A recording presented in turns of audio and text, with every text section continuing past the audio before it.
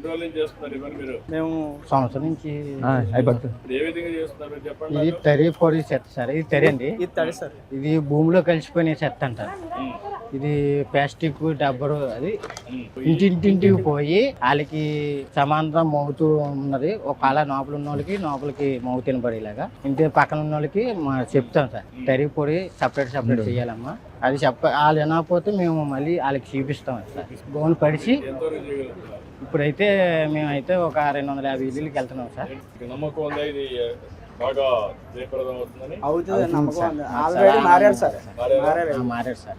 నెలకి 3వ 3 వారం వారం చేస్తూ ఉంటాం. అంటే శనివారం స్వర్ణాంధ్ర స్వచ్ఛాంధ్ర ప్రతి వల్ల చేస్తూ ఉంటాం అయ్యా. 10 మంది అది 20 మంది అలాగా వచ్చిన జనాలు వల్ల చాలా అది మట్టుకి బాగా మారారయ్యా.